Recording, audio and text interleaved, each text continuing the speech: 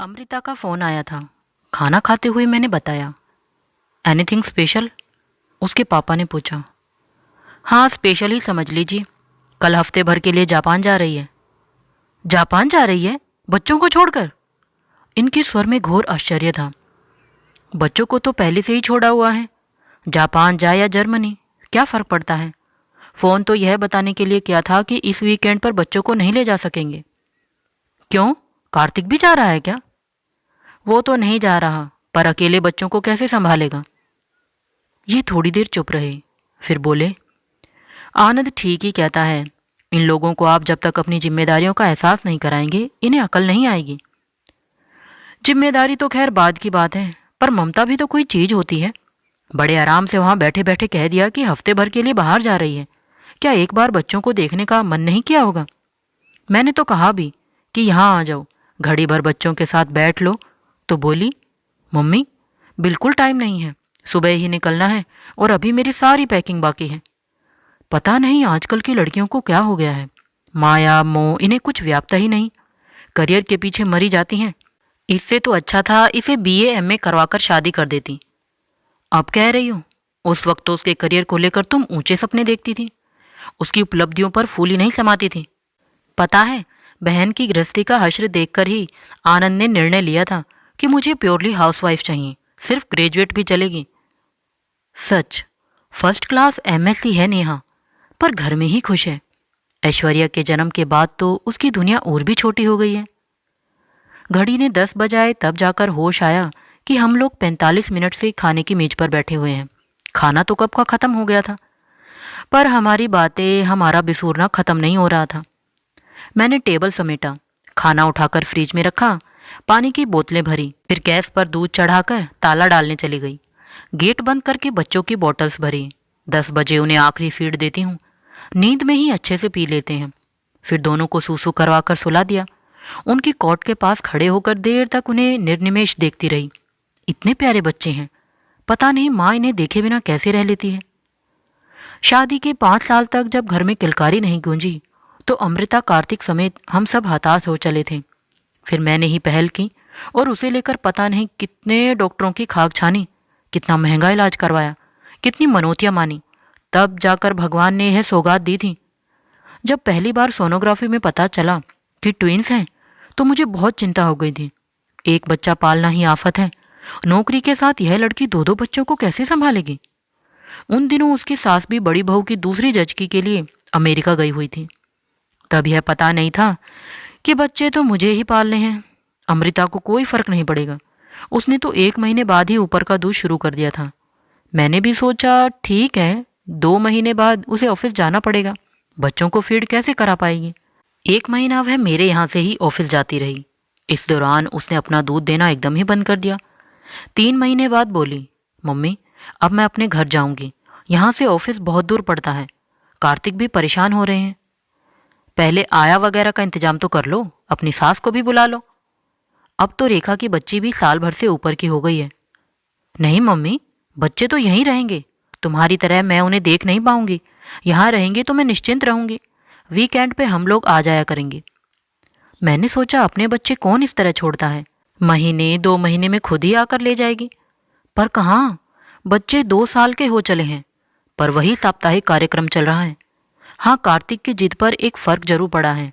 पहली सालगिरह के बाद अब बच्चे वीकेंड पर अपने घर जाने लगे हैं। अमृता इस पर बहुत बौखलाई थी। बोली, इस सन की सोल्जर को मेरा आराम खटक रहा है। यह नहीं सोचते कि 5 दिन दफ्तर में खटती रहती हूँ। यहाँ तुम्हारे पास आकर ही मुझे चैन मिलता था, आराम मिलता था, अब वह भी हवा हो गया। कार्तिक बोला, अपने आराम की ही सोचती रहोगी, जरा मम्मी के लिए भी तो सोचो। ये उनकी उम्र है बच्चे पालने की, उन्हें हफ्ते में 2 दिन का ब्रेक तो दो। कार्तिक शुरू से ही इस व्यवस्था के खिलाफ था। हर हफ्ते ससुराल में आकर टिकना उसे अच्छा नहीं लगता था। बच्चों का मोह न होता तो शायद वह आता भी नहीं। जिस दिन पहली बार बच्चे अपने माँ बाप के साथ घर गए, मुझे लगा था मैं उनकी याद में रात भर सो नहीं पाऊंगी, पर उस रात मैं इतनी गहरी नींद सोई जैसे बरसों की जागी हूँ। अमृता कार्तिक वीकेंड पर आते भी थे, तो बच्चों को मुझे ही देखना पड़ता था। वे लोग बस उनके साथ खेलते ही रहते थे।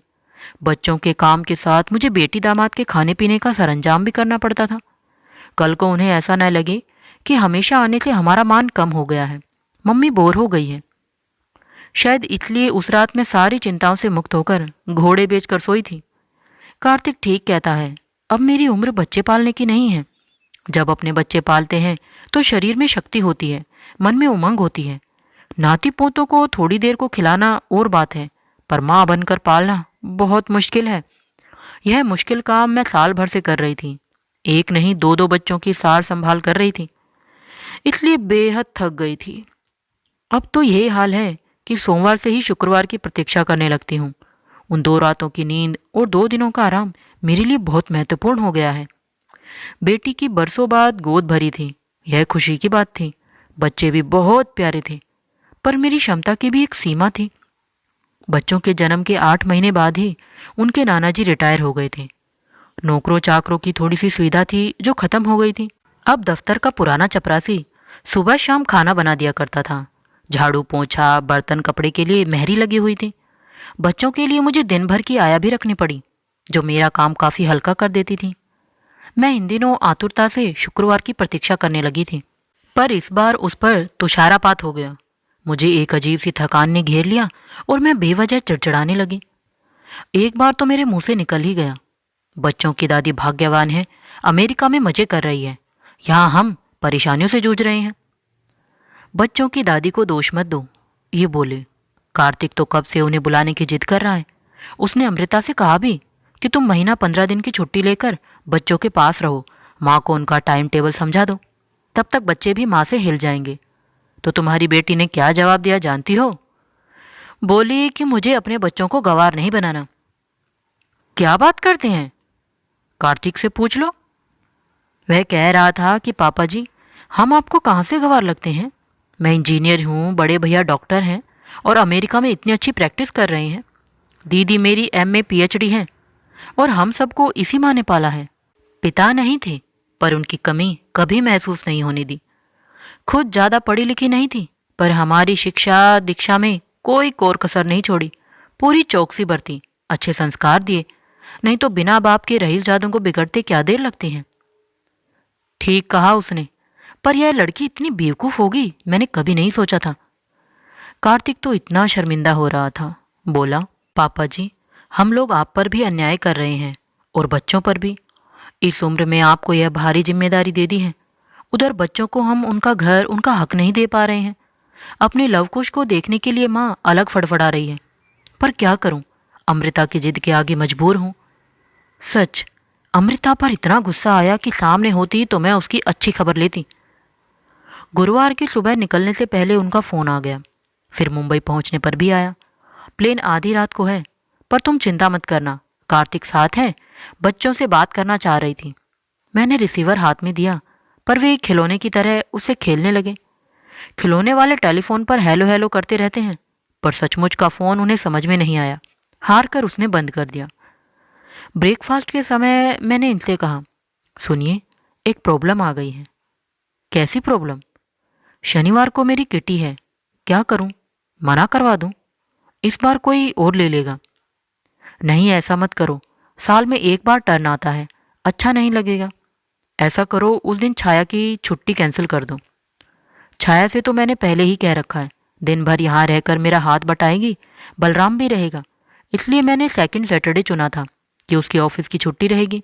ये दोनों मेरे साथ रहते तो कोई परेशानी नहीं थी, पर छाया को तो अब स्पेयर नहीं कर सकती न। ऐसा करो, मैं बच्चों को लेकर ऊपर गेस्ट रूम में बैठा रहूंगा, तुम बीच बीच में छाया को भेजती रहना। बेचारे, मुझे इन पर इतना प्यार आया और दया भी। कभी अपने बच्चों को भी गोद में नहीं उठाया होगा, पर अब नवासों को बोतल भी पकड़ा देते हैं, मजबूरी में नैपी भी बदल देते हैं।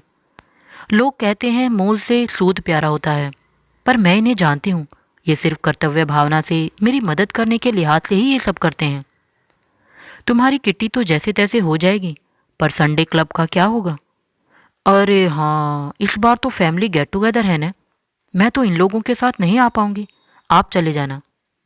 मैं भी नहीं जाऊंगा, लोग फिर तुम्हारे लिए पूछेंगे और 100 तरह की बातें होंगी। बातें तो खैर होंगी ही। बच्चों के जन्म के बाद से हमारी सोशल लाइफ एकदम ख़त्म सी हो गई है। इन लोगों को लेकर कहीं आना जाना संभव नहीं होता। आया को साथ लेकर जाओ तो बड़ा आडंबर सा लगता है। घर पर ही कोई मिलने आ जाता है तो मैं 5 मिनट उनके पास शांति से बैठ नहीं पाती।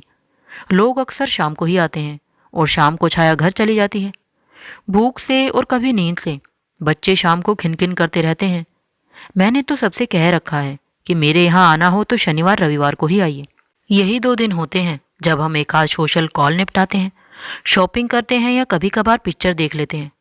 कई बार मन होता है कि कहीं न जाऊं, बस शांति से लेटी रहूं, पर काम की लंबी फहरिस्त मुझे आराम भी नहीं करने देती। सातों दिन बस चक्कर घिन्नी सी घूमती रहती हूँ। मेरी सखियाँ कहती हैं, मिसेस पंडित, आपकी फिटनेस का राज है ये अनादि अनंत। हंसकर रह जाती हूँ। फिट न रहूं तो क्या करूं? आजकल तो बीमार पड़ते भी डर लगता है कि मेरे पीछे इन बच्चों को कौन देखेगा। शुक्रवार रात सारे काम निपटाकर मैं गेट पर ताला डालने जा रही थी कि कार्तिक की गाड़ी आकर रुकी। मैं तो पिछले 2 दिनों में उसका अस्तित्व ही भूल गई थी। चिंता थी तो अमृता की, गुस्सा था तो अमृता पर। हमेशा की तरह उसने गाड़ी बाहर ही पार्क करी। भीतर आते हुए बोला, अच्छा हुआ मैं जल्दी आ गया, नहीं तो रात गाड़ी में ही गुजारनी पड़ती। क्या बात करते हो बेटे, गेट पर बेल है, तुम्हारे पास मोबाइल भी तो है।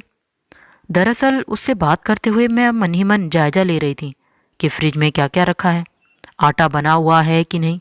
इतनी रात गए कुछ भी बनाने का बड़ा आलस आ रहा था, पर घर का दामाद था वह, उसे भूखा तो नहीं सुला सकती थी।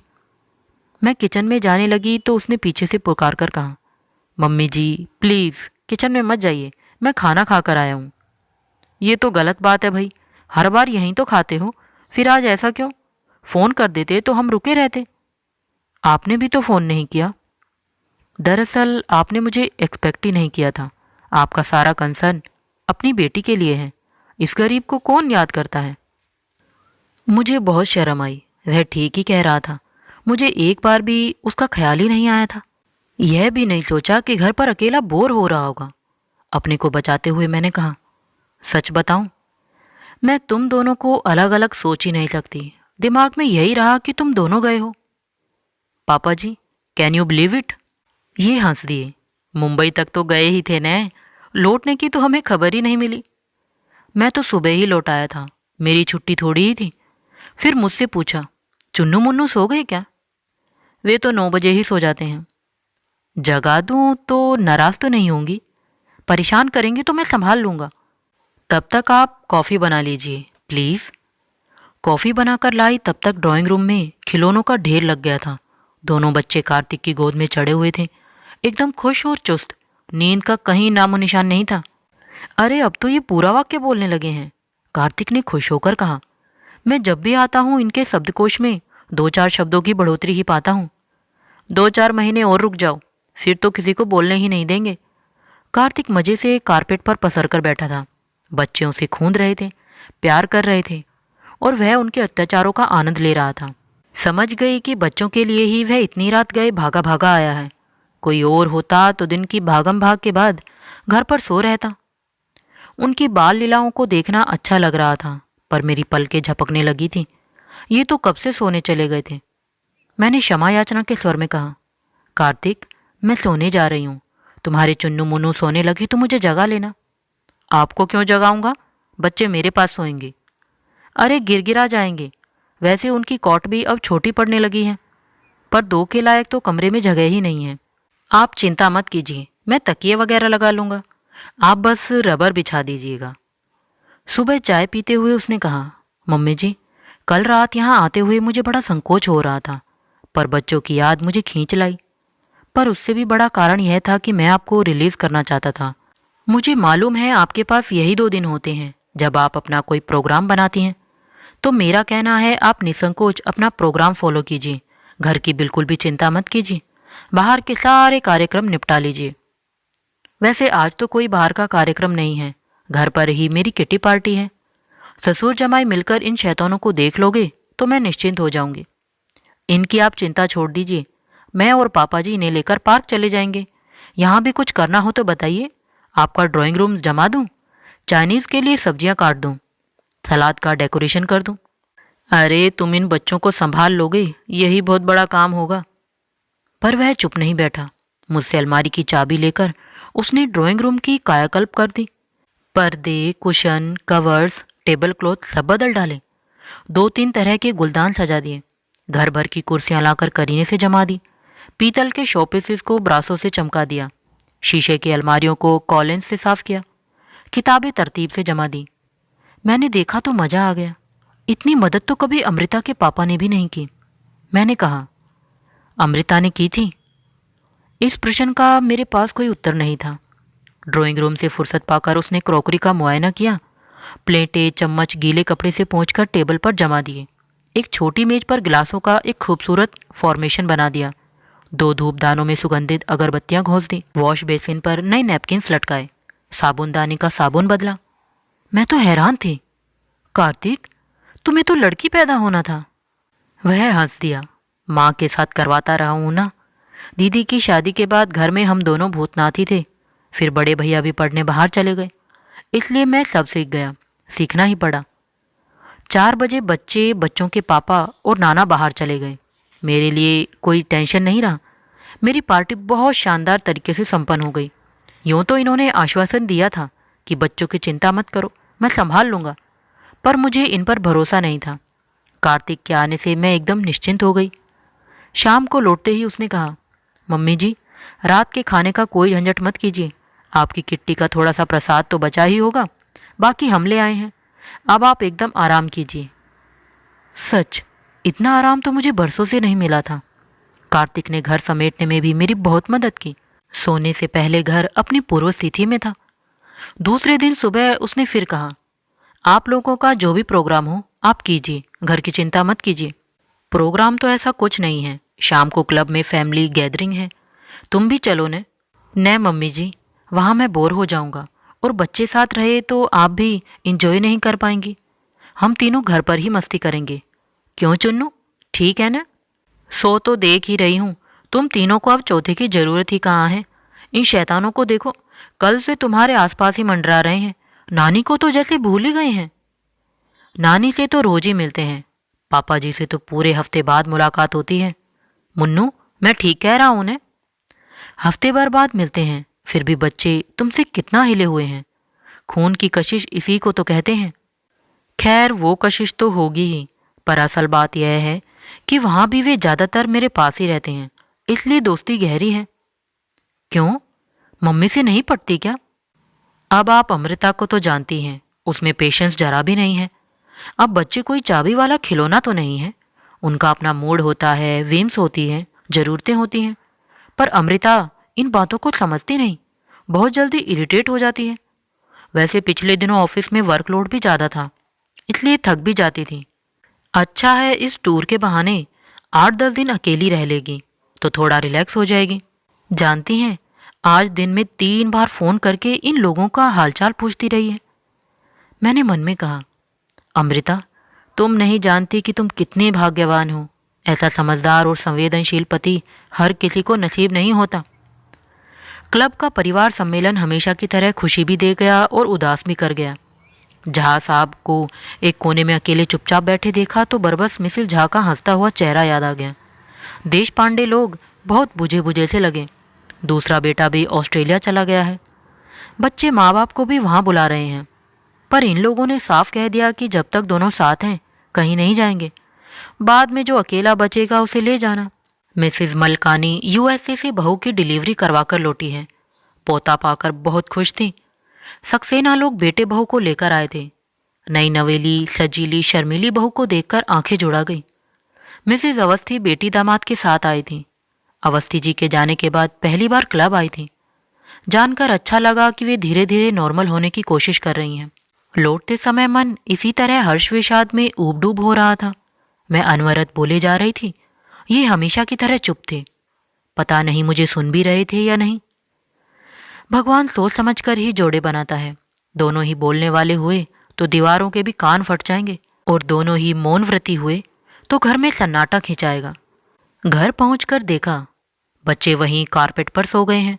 कार्तिक सोफे पर चुपचाप बैठा हुआ है। घर में टीवी भी बंद है। कैसी रही आपकी सोशल मीट? उसने स्वागत किया। बहुत शानदार।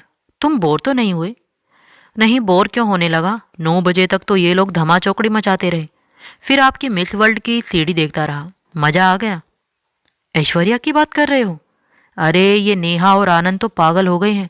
एक हैंडीकैम क्या ले लिया है, दिन भर फोटो ही खींचते रहते हैं। अच्छा है, इसी बहाने हम भी देख लेते हैं।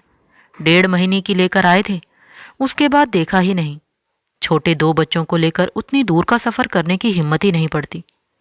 उसने जैसे मेरी बात सुनी ही नहीं, बड़े ही भावुक अंदाज में बोला, वे लोग कितने भाग्यवान हैं मम्मी जी, जो अपनी बिटिया को पल पल बड़ा होते देख रहे हैं। हमें तो पता ही नहीं चला और हमारे बच्चे 2 साल के हो गए। मन में आया कि कहूँ, कार्तिक, बच्चे एकदम बड़े नहीं होते। किसी न किसी को अपना दिन का चैन और रातों की नींद उन्हें देनी पड़ती है। पर मैं चुप ही रही, नहीं तो वह सोचता कि एहसान जता रही हूँ। वैसे वह अपनी ही रो में कहे जा रहा था। मेरा एक दोस्त है मम्मी जी, उसकी बीवी ने तो तारीख वार हिसाब रखा हुआ है। कब पहली बार पलटी खाई, कब बैठना सीखा, कब पहला कदम रखा, कब पहला दांत निकला, कब पहला बोल फूटा, सब दर्ज है। और तो और पहली बार पलंग से गिरा था, उसकी भी तारीख नोट की हुई है। कार्तिक, पहले बच्चे के समय इन सब बातों का बहुत उत्साह रहता है। हमने भी अमृता के समय ये सारे चोंचले किए हैं। ये चोंचले नहीं है मम्मी जी, यादों को सहेजने का तरीका है यह। बुढ़ापे में जब माँ बाप अकेले छूट जाते हैं, तब यादों का यह जखीरा बड़ा साथ देता है। हम लोगों के पास तो सहेजने के लिए कुछ भी नहीं है। 8 दिन बाद मिलते हैं तो पता चलता है कि इस दौरान उन्होंने 4-5 नए शब्द सीख लिए हैं, 2-4 नई कारगुजारियां उनके नाम दर्ज हो चुकी हैं। कितने बड़े अनुभव से हम लोग वंचित रह जाते हैं। ये लोग भी हमें माँ बाप की तरह क्या जानते होंगे। उनके लिए तो हम हफ्तावार मिलने वाले कोई भद्र लोग हैं बस। मैं कोई सांत्वना पर बात कहने जा रही थी कि भीतर से आवाज़ आई, 12:30 बज रहे हैं, अब महफिल समाप्त करो, कार्तिक को सुबह उठना है। लो भाई, कर्फ्यू ऑर्डर लग गया, अब गुड नाइट करो। बच्चों को मैं ले जाऊं? आप एक को ले जाइए, छुटकू को मैं ले जाता हूँ। अन्नू को कॉट में सुलाते हुए मैंने कहा, कार्तिक बच्चों को लेकर कितना सेंटी हो रहा था, देखा? सेंटी? तुम भी बच्चों की तरह अमेरिकन इंग्लिश बोलने लगी हो क्या? सॉरी बाबा, कान पकड़े। बस, आप बात तो सुनते नहीं, शब्दों को पकड़ कर बैठ जाते हैं। मैं सब सुन रहा हूँ, समझ रहा हूँ, और मुझे खुशी है कि तुम भी समझ रही हो। पूरी शाम तुम दूसरों के सुख दुख में भीगती रही, और मैं सोच रहा था कि जो घर में हो रहा है वह तुम्हें समझ में क्यों नहीं आता। घर में क्या हो रहा है? मैडम, कार्तिक सिर्फ बच्चों को लेकर ही सेंटी नहीं है, माँ को लेकर भी उतना ही परेशान है, दुखी है। वे वहाँ ऊब गई हैं। पराए देश में, पराए वातावरण में उनका दम घुट रहा है। घर के बाहर उनकी कोई दुनिया ही नहीं है, क्योंकि भाषा नहीं जानती। भैया ने इतनी मुश्किल से ग्रीन कार्ड बनवाया है, पर वे वापस आने के लिए छटपटा रही हैं। कार्तिक बोला कि बच्चों का बहाना करके मैं उन्हें बुला सकता हूँ, पर अगर बच्चे ननिहाल में ही बने रहे तो बड़े भैया को क्या जवाब दूंगा? माँ अगर यहाँ से भी ऊपर गांव चली गई तो भाभी के सामने मेरी क्या इज्जत रह जाएगी? ये उनका आपस का मामला है, हम इसमें क्या कर सकते हैं? कुछ तो करना ही होगा देवी जी, और वह आपको ही करना होगा। सुबह 5 बजे उठकर नाश्ते की तैयारी कर रही थी। कार्तिक किचन में घुसा और बोला, अरे मम्मी जी, आपने तो मेरा सारा प्लान ही ध्वस्त कर दिया। सोचा था चाय पीकर चुपचाप निकल जाऊंगा, आपको डिस्टर्ब नहीं करूंगा, पर आप तो मुझसे भी बाजी मार ले गई। भला इतनी सुबह उठने की क्या जरूरत थी? रात भी लेट सोई हैं, थोड़ा आराम से उठती ना। बच्चे वैसे ही दिन भर आपको हलकान किए रहते हैं। बच्चे तो हलकान करते ही हैं, तुम मेरे बच्चे नहीं हो क्या? वह चुप हो गया। मैंने कहा, बस 5 मिनट रुक जाओ, ये 2 पराठे उतार लेती हूँ, फिर चाय चढ़ाती हूँ। चाय तो मैं बना लूँगा, पर इतनी सुबह पराठे नहीं खा पाऊँगा, आप नाहक परेशान हो रही हैं। घर जाकर खा लेना, वहाँ जाकर भी तो ऑमलेट ब्रेड बनाओगे ही। उसने एक तरफ चाय का पानी चढ़ा दिया और बोला, माँ भी मेरे लिए इसी तरह मुँह अंधेरे उठकर पराठे सेका करती थी। मन हुआ कि कहूँ, मैं भी तो माँ ही हूँ, पर उसके बदले मैंने कहा, कार्तिक, आजकल माँ की याद बहुत आ रही है ने। उसने छिपाने का बिल्कुल प्रयास नहीं किया। बोला, हाँ, इस बार उन्हें देखे बहुत दिन हो गए हैं ना। हर हफ्ते वेब कैम पर उनकी मुलाकात होती है, पर उससे न उनका मन भरता है न मेरा। इतने दिनों तक हम लोग एक दूसरे से दूर नहीं रहे हैं। एक काम करो, माँ को बुला लो। वह चाय छान रहा था, एकदम चौंक पड़ा। चाय थोड़ी सी कप के बाहर छलक गई। मैंने जानबूझकर उस बात को अनदेखा किया और कहा, सच कह रही हूँ, माँ को बुला लो। वे 8-10 दिन मेरे पास रहेंगी, बच्चों से दोस्ती करेंगी, उनका टाइम टेबल समझ लेंगी। तब तक तुम एक अच्छी सी आया ढूंढ लेना, फिर बच्चों को और माँ को अपने घर ले जाना। वह कुछ देर तक इस प्रस्ताव पर सोचता रहा, फिर सूखी हंसी हंसकर बोला, लेकिन बिल्ली के गले में घंटा कौन बांधेगा? वह मुझ पर छोड़ दो। तुम्हें अपने ऊपर विश्वास है ना? फिर चिंता छोड़ दो। मैं बिटिया रानी से कह दूंगी। वी नीड ए ब्रेक भाई। हमारा भी मन बेटे के पास जाने को करता है। गुड़िया को भी दादा दादी के प्यार का हिस्सा मिलना चाहिए। फिर हाथ पैरों में ताकत है, आंखों में रोशनी है, तब तक थोड़ा घूम फिर लेंगे। बाद में तो लौटकर यहीं आना है। वह कुछ देर चुप रहा, फिर भीगे स्वर से बोला, thank you mummy, thank you very much, और तैयार होने चला गया। मैंने गेट का ताला खोला ही था और वह बैग लेकर बाहर आ गया। टाटा बाय बाय करके उसने गाड़ी स्टार्ट की। 4 कदम चली होगी कि फिर पीछे लौटी। मैं घर के भीतर जा ही रही थी। गाड़ी को लौटते हुए देख फिर रुक गई। शायद कुछ भूल गया है। उसने गाड़ी लाकर गेट के सीध में खड़ी की, खिड़की का कांच जरा सा गिराया और कहा, मम्मी जी, छुटकू ऊपर सो रहा है, जरा देख लीजिएगा। पल भर बाद ही गाड़ी सर से निकली और आंखों से ओझल हो गई। मैं देर तक लेकिन वहीं खड़ी रही। मेरे एकदम आंसू निकल आए थे और मैं कह रही थी, कार्तिक, काश तुम इन बच्चों की माँ होते।